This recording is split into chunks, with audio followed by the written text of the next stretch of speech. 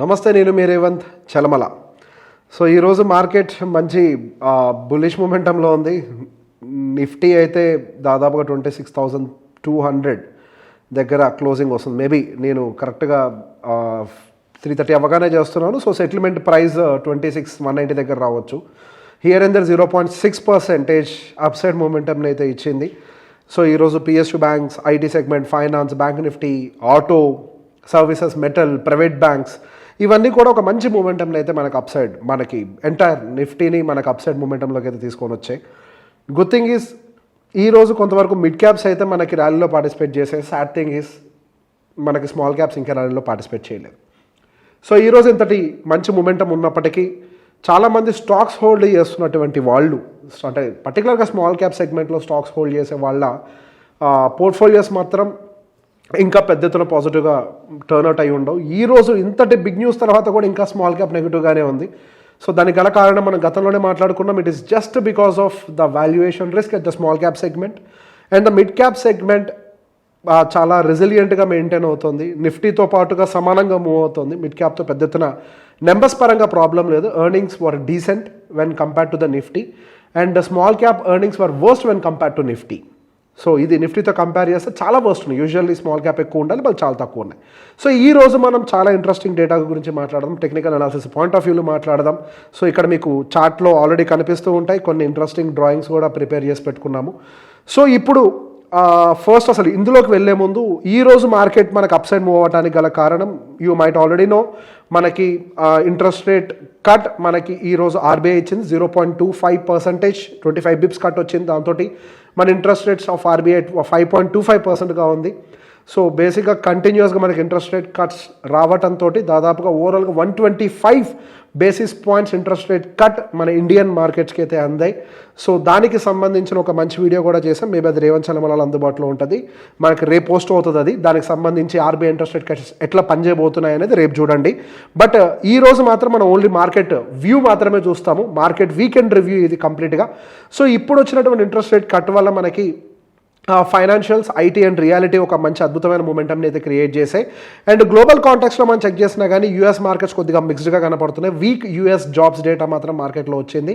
So ఒక రకంగా వీక్గా యూఎస్ మార్కెట్ జాబ్స్ డేటా రావడం అనేది ఎకనామిక్ యాక్టివిటీ పాయింట్ ఆఫ్ వ్యూలో నెగిటివ్ అయినప్పటికీ fed interest rate cuts probability పెంచడానికి ఏదో ఉపయోగపడుతుంది. సో అది కొంతవరకు ప్రాబబుల్ పాజిటివ్ న్యూస్ అయ్యి దానివల్ల మన ఇండియన్ ఐటీ సెగ్మెంట్ అనేది పాజిటివ్గా రియాక్ట్ అయింది. అండ్ మేజర్ కన్సర్న్స్ వచ్చేసరికి మన ఇండియన్ మార్కెట్లో రూపీ వీక్నెస్ అయితే కంటిన్యూ అవుతుంది అండ్ ఎఫ్ఐఎస్ సెల్లింగ్ ప్రెషర్ అయితే యాజ్ యూజువల్గా కంటిన్యూ అవుతుంది. సో రూపీ వీక్నెస్ గల కారణం డాలర్ అప్రిసియేషన్ కాదు, ఇది మళ్ళీ గుర్తుపెట్టుకోవాలి. డాలర్ వీక్గానే ఉంది, రూపీ డిప్రిషియేట్ అవుతుంది. ఈ విషయాన్ని క్లియర్గా ఐడెంటిఫై చేయండి. రీసెంట్గా మనకి యూఎస్ ఇండియా ట్రేడ్ డీల్ కాకపోవడం వల్ల ట్రేడ్ డెఫిషియన్సీ బాగా పెరిగింది. ఎక్స్పోర్ట్స్ 28% డ్రాప్ అయినాయి. అండ్ దానికి తోడు ఫెస్టివ్ సీజన్ వల్ల గోల్డ్ యొక్క ఇంపోర్ట్స్ బాగా పెరగడంతో హిస్టారికల్గా ఎప్పుడు చూడనటువంటి one of the biggest trade deficiency మనం మెయింటైన్ చేస్తున్నాము. దానివల్ల మనకి రూపీ డిప్రిషియేట్ అయింది. దాంతోపాటుగా ఎఫ్ఐఎస్ ఒక సెల్లింగ్ ప్రెషర్ అనేది మనకి కంటిన్యూ అవడం వల్ల రూపీ డిప్రిసియేషన్ అనేది కనపడుతుంది. మీరు గమనిస్తే రూపీ డిప్రిసియేషన్ మన ఇండియన్ స్టాక్ మార్కెట్ మీద ఇంపాక్ట్ చూపించట్లేదు. దానికి రీజన్ ఏంటి అనేది కూడా నేను రేపు టెలికాస్ట్ అవ్వబోయేటువంటి వీడియోకి క్లియర్గా నేను ఎక్స్ప్లెనేషన్ ఇచ్చేసాను ఆల్రెడీ. అందులో ఒకసారి మీరు క్లియర్గా చూడండి ఎందుకు అనేది. ఈ రోజు ఓన్లీ మార్కెట్ వ్యూ మాత్రమే చూద్దాం. సో గ్లోబల్ మార్కెట్కి సంబంధించి మనం గమనిస్తే వీకర్ యూఎస్ జాబ్స్ డేటా వచ్చినప్పటికీ ఇంట్రెస్ట్ రేట్ కట్ అనేది పాజిటివ్ ఎలిమెంట్, మనకి గమనించాల్సిన ఎలిమెంట్. మనకి డిసెంబర్ 10వ తారీఖున మనకి ఫెడ్ ఇంట్రెస్ట్ రేట్ యొక్క డెసిషన్ అనేది బయటికి రాబోతోంది. సో ఆల్ ఐస్ మనకు నేను ఇవాల్టి వరకు డిసెంబర్ 5 వరకు ఆర్బీఐ ఇంట్రెస్ట్ రేట్ కట్ చేయదన్న భయంతో మార్కెట్ కిందకు వచ్చింది. ఇంట్రెస్ట్ రేట్ కట్ అయితే మళ్ళీ మార్కెట్ రికవర్ అయిపోద్ది అనుకున్నాం. యాజ్ యూజువల్ మార్కెట్ రికవర్ అయిపోయి 26,200 నియర్ బై మనకు క్లోజింగ్ అయితే కనిపిస్తుంది. But there is one more concern in the Japanese market. 30-year government security yields 2027 crisis లెవెల్స్లో ఉన్నాయి అని చెప్పేసి మనకి మార్కెట్లో అప్డేట్స్ కనపడుతున్నాయి. దానివల్ల కొంత లిక్విడిటీ ఇష్యూ వస్తుందేమో అని చెప్పేసి కొంత ఇష్యూస్ కనపడుతుంది. దాంతోపాటుగా క్యారీ ట్రేడ్ ఇష్యూస్ ఒకటి, అంటే ఇప్పుడు ఇంట్రెస్ట్ రేట్స్ తక్కువ ఉండటం వల్ల జపాన్లో అప్పులు తీసుకొని అక్కడ ఉన్నటువంటి సిటిజన్స్ రకరకాల చోట్ల ఇన్వెస్ట్మెంట్లు పెట్టారు. సో ఇప్పుడు ఆ ట్రేడ్ని రివర్స్ చేస్తారు కాబట్టి గ్లోబల్ మార్కెట్స్ కొద్దిగా ప్యానిక్ ఏమన్నా వస్తుంది. ఎందుకంటే ఈల్డ్ కవ్ అంటే ఇంట్రెస్ట్ పెరుగుతున్నాయి కదా, దాదాపు 3.5% వరకు ఇది వెళ్ళినట్టుంది. సో ఇంట్రెస్ట్ పెరుగుతున్నాయి కాబట్టి సో ఆ రిస్క్ని తీసుకోకుండా మళ్ళీ వాళ్ళు ఏవైతే బయట మార్కెట్స్లో తీసుకున్నటువంటి పొజిషన్స్ ఉంటాయో వాటిని రివర్స్ చేస్తారని ఒక టెన్షన్ ఉంది. దాన్ని ఎన్క్యారీ ట్రేడ్ అని అంటూ ఉంటాం. అండ్ దాంతోపాటుగా బ్యాంక్ ఆఫ్ జపాన్ యొక్క పాలసీ December 19th అవుట్పుట్ రాబోతోంది. వాళ్ళు మోస్ట్ ప్రాబబ్లీ ఇంట్రెస్ట్ రేట్స్ పెంచుతారు అనేది ఒక కన్సర్న్ అయితే కనపడుతోంది. సో ఇది కొంత గ్లోబల్ కన్సర్న్స్గా అయితే మనకు ఓవరాల్గా కనపడుతున్నాయి.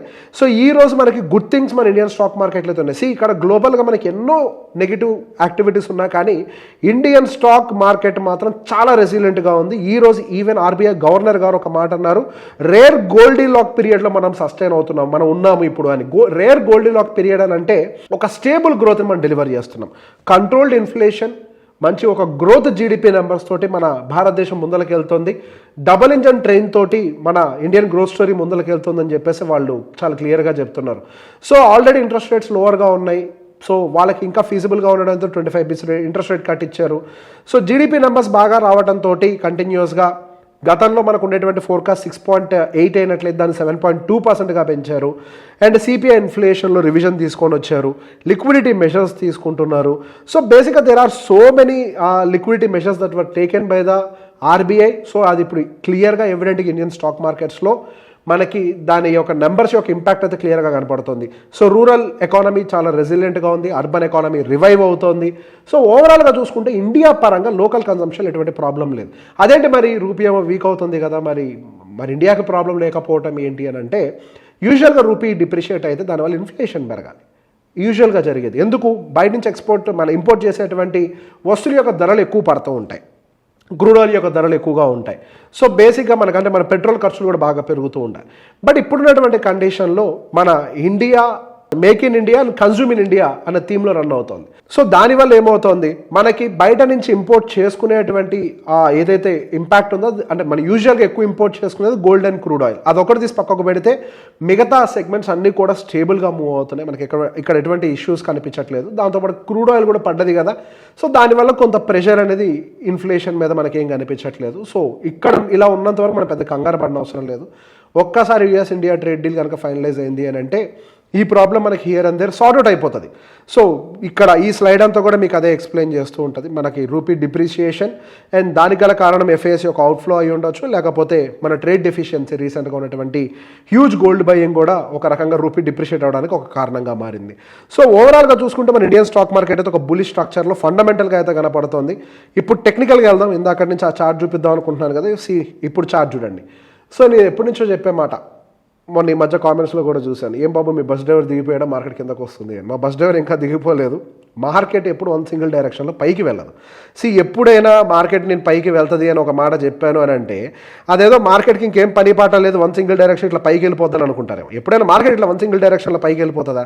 మార్కెట్లో ఎప్పుడైనా కానీ అప్ డౌన్ అన్నీ ఉంటాయి. మార్కెట్ పైకి వెళ్తుంది, రీట్రేస్ అవుతుంది, పైకి వెళ్తుంది, రీట్రేస్ అవుతుంది, పైకి వెళ్తుంది. This is how the markets work. Market యొక్క ఫంక్షన్ ఈ విధంగా ఉంటుంది, కానీ వన్ సింగిల్ డైరెక్షన్లో ఎందుకు వెళ్తుంది? వచ్చేటువంటి డిప్స్ని చూసి భయపడాల్సిన అవసరం లేదు.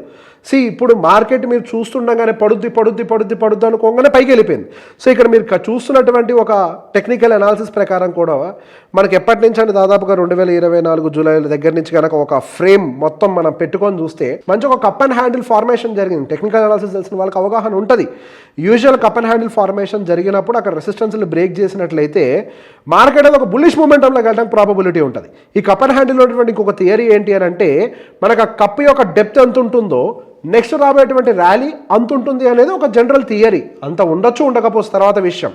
సో అంత ఉండడానికి హై ప్రాబబిలిటీ ఉంది అంటానికి మనకి గ్లోబల్ ఏజెన్సీల యొక్క రివ్యూ మనకు సపోర్ట్ చేస్తుంది. గ్లోబల్ ఏజెన్సీ రివ్యూలు ఏంటి, 30,000 నుంచి 33,000 వరకు నిఫ్టీ వెళ్ళొచ్చని. సో ఇక్కడ మన కప్ అండ్ హ్యాండిల్ థియరీ ప్రకారం మనకి 17% టాప్ టు బాటమ్ ఫార్మేషన్ ఉంటే మళ్ళీ మనకి ఇప్పుడున్న లెవెల్ నుంచి 17% అని అంటే హియర్ అండ్ దేర్ 30,700కి వస్తుంది. సో హియర్ అండ్ దేర్ మనకి ఏవైతే గ్లోబల్ ఏజెన్సీలు టార్గెట్లు ఇచ్చాయో మన టెక్నికల్ అనాలిసిస్ కూడా దాన్ని సపోర్ట్ చేస్తుంది కదా. సో అందుకే చెప్తున్నాను, మార్కెట్స్ బయలుదేరడానికి సిద్ధంగా ఉన్నాయి. అండ్ ఎస్, ఇప్పుడు వచ్చేటువంటి చిన్న చితక రీట్రేస్మెంట్కి మనం రియాక్ట్ అవ్వాల్సిన అవసరం లేదు. This is buy on dip market, this is not sell on rise market. ఒక్క రేటింగ్ ఏజెన్సీ కూడా ఇండియా గురించి నెగిటివ్గా చెప్పలేదు. India despite of US India trade deal issues, despite of rupee depreciation, Indian GDP numbers impact అవ్వట్లేదు, Indian inflation impact అవ్వట్లేదు. And మన GST కలెక్షన్స్లో ఎటువంటి చేంజెస్ కనపడట్లేదు. And there is a very steady growth in the Indian economy. Indian economy grow అవుతుంది అని అంటే దానికి ఎవిడెన్స్ ఏంటి? మన ఇండియన్ కంపెనీస్ గ్రో అవ్వటం. ఇండియన్ కంపెనీస్ గ్రో అయితే స్టాక్ మార్కెట్ గ్రో అవుతుంది ఆటోమేటిక్గా. సో బేసిక్ ఇక్కడ చూద్దాంలే, ఇంకా కిందకు వస్తే చూద్దాంలే అంటే చూస్తూనే ఉంటాము. మార్కెట్స్లో ఇన్వెస్టర్ యొక్క పని ఆపర్చునిటీ దొరికినప్పుడు ఇన్వెస్ట్ చేసేసుకోవటమే. కొంచెం పడితే ఇన్వెస్ట్ చేస్తానని వెయిట్ చేస్తే మార్కెట్ పడకపోవచ్చు, ఇక్కడ నుంచి స్ట్రైట్ అవే ర్యాలీ జరగచ్చు. సో ఎప్పటి నుంచో మనం ఒక దాంట్లో ఒక స్టాండ్లో చాలా క్లియర్గా ఉన్నాం. హియర్ అండ్ దేర్ మనకి 15% రిటర్న్స్ డెలివర్ కావడానికి చాలా హై ప్రాబబిలిటీ ఉంది. గత సంవత్సరంలో 0 రిటర్న్స్ కాబట్టి అక్కడ కనీసం ఎఫ్డి మందం 7% ఇచ్చినా నెక్స్ట్ ఇయర్కి సంబంధించి ఇంకొక 7% ఎఫ్డి మందం రిటర్న్ వేసుకున్న 14% బేసిక్ రిటర్న్కి అయితే ప్రాబబిలిటీ కనపడుతోంది. సో మనం జీడిపి ప్లస్ ఇన్ఫ్లేషన్ వేసుకుంటే ఇప్పుడు కొద్దిగా మనకి 8 to 10% కనపడుతోంది, కానీ ఇన్ఫ్లేషన్ మనం 4%తో క్యాలిక్యులేట్ చేసుకోవాలి. ఈవెన్ ఆర్బీఐ ఇన్ఫ్లేషన్ రేట్ 4%తో మెయింటైన్ చేస్తోంది. జీడిపి 7 పెట్టుకొని ఇన్ఫ్లేషన్ 4 పెట్టుకున్నా కానీ మనకు పుట్ టుగెదర్ 11% రిటర్న్ అనేది కంటికి కనిపిస్తోంది. యూజువల్లీ మనకి ఈ రెండింటి కంటే కూడా బెటర్గా కంపెనీస్ పర్ఫామ్ చేస్తాయి కాబట్టి 14% ఈజ్ అ డీసెంట్ టార్గెట్. ఇక్కడ కనిపిస్తున్నట్టుగా 17 వద్దు, వాళ్ళు చెప్తున్నట్టుగా 20 వద్దు. సో అప్రాక్సిమేట్గా 14% here and there is a decent target. So basic ఇక్కడ నుంచి మన ఇండియన్ స్టాక్ మార్కెట్ అప్సైడ్ వెళ్ళడానికి చాలా హై ప్రాబబిలిటీ ఉంది అనేది ఇక్కడ ఎవిడెన్స్ కనపడుతుంది. అండ్ దాంతో పాటుగా ఇప్పుడున్నటువంటి నెక్స్ట్ వీక్కి సంబంధించిన అనాలిసిస్ చూసినా కానీ ఓపెన్ ఇంట్రెస్ట్ డేటా ప్రకారం 26,000 చాలా స్ట్రాంగ్ సపోర్ట్గా యాక్ట్ అవుతుంది. ఇక్కడ కేవలం ఓపెన్ ఇంట్రెస్ట్ డేటా మాత్రమే కాదు, మనం కిందకు వచ్చిన ప్రతిసారి చూస్తూనే ఉన్నాం స్ట్రాంగ్ బయింగ్ అనేది మార్కెట్లో ట్రిగ్గర్ అవుతోంది. అదేంటి ఎఫ్ఐఎస్ యొక్క సెల్లింగ్ సాలిడ్గా ఉంది కదా, మరి ఇంకెందుకు మనకి ఇంతటి మూమెంటం వస్తుంది అని అంటే, గతంలో మన ఇండియన్ స్టాక్ మార్కెట్ ఎఫ్ఐఎస్ మీద ఎక్కువగా డిపెండ్ అయ్యేది. బట్ ఇప్పుడు ఇండియన్ స్టాక్ మార్కెట్ ఎఫ్ఐఎస్ కంటే కూడా ఎక్కువగా proprietary traders and Indian retailers మీదకి ఎక్కువగా డిపెండెంట్ అయ్యి ఉంది. సో మన ఇండియన్ స్టాక్ మార్కెట్కి సంబంధించి ఇప్పుడు చూసినట్లయితే ఎఫ్ఐఎస్ యొక్క ఫ్లో ఎంతైతే ఉంటున్నాయో దానికి డబల్ ద టైమ్స్లో మన డిఐఎస్ యొక్క బయింగ్ అనేది జరుగుతోంది. So DIIs already cash positions అని హోల్డ్ చేస్తున్నారు, దాంతోపాటుగా ఎస్ఐపిస్ అనే ఇన్ఫ్లోస్ వస్తున్నాయి, అండ్ దాంతోపాటుగా మనకి లంసమ్ ఇన్వెస్ట్మెంట్స్ వస్తున్నాయి, డైరెక్ట్గా స్టాక్స్ను కొంటున్నారు. సో ఓవరాల్గా మనం చూస్తున్నప్పుడు మనకి స్ట్రాంగ్ పాజిటివ్ మొమెంటం అనేది ఇండియన్ స్టాక్ మార్కెట్లో కనపడుతుంది. And if you see last 1 year average మీరు గమనిస్తున్నా కానీ డిఐఎస్ సాలిడ్గా మార్కెట్లోకి మనీని అయితే పంపించేస్తూనే ఉన్నారు. So basic Indian stock market is now independent, it is free from the foreign investments. I'm not saying foreign investments ఇండియాకి రానవసరం లేదు అని. ఫారెన్ ఇన్వెస్ట్మెంట్స్ కనుక ఇండియన్ స్టాక్ మార్కెట్లోకి మళ్ళీ కనుక రివర్స్ వచ్చాయి అని అంటే we will see a massive rally in the Indian stock markets. ప్రపంచ మార్కెట్స్ అన్నిటికీ కూడా ఇన్ఫ్లోస్ వెళ్ళాయి except the Indian stock market. ఇది కేవలం యుఎస్ ఇండియా ట్రేడ్ డీల్ వల్ల మాత్రమే జరుగుతోంది at any given point of time. And yes, December ఎండింగ్కి ఏదో ఒక కొలిక్కి వచ్చే అవకాశం ఉంది.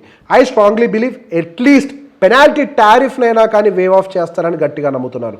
ఆ ఒక్కటి జరిగినా కానీ ఇండియన్ స్టాక్ మార్కెట్ మంచి మూమెంటం అందుకోవడానికి చాలా హై ప్రాబబిలిటీ ఉంది. సో ఈ వీడియో కనుక నచ్చినట్లయితే లైక్ చేయండి. రేపు మంచి ఇంట్రెస్టింగ్ వీడియో దానికోసం వెయిట్ చేయండి.